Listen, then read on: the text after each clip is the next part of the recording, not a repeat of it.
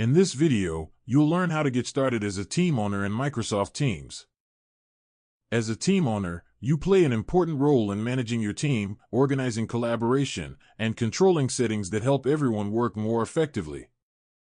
This guide will walk you through the basics so you can confidently manage your team from day one. Once you're signed into Microsoft Teams, start by selecting the team you own from the Teams list. As an owner, you'll have access to additional options that regular members don't see. Begin by managing team members.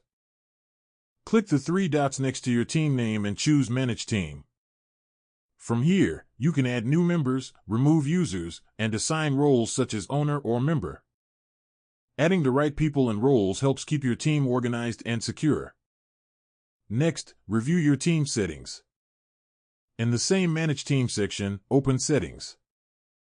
Here, you can control permissions for members, such as who can create channels, delete messages, or use apps and integrations.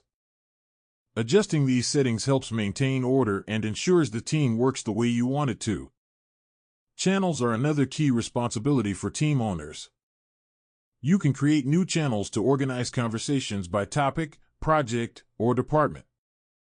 Use standard channels for open discussions and private or shared channels when conversations need to be limited to specific people.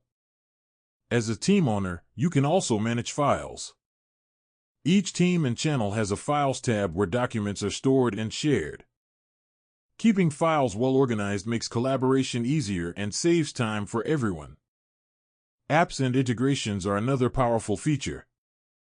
You can add apps, connectors, and tools to your team to extend functionality, such as task management, surveys, or reporting tools.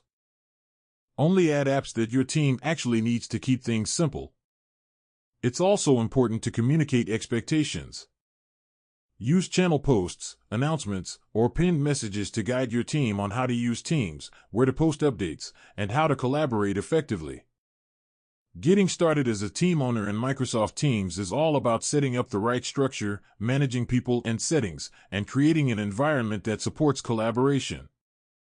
That's how to get started as a team owner in Microsoft Teams. If this video helped you, leave a like, subscribe to the channel, and turn on notifications for more Microsoft Teams tips and tutorials.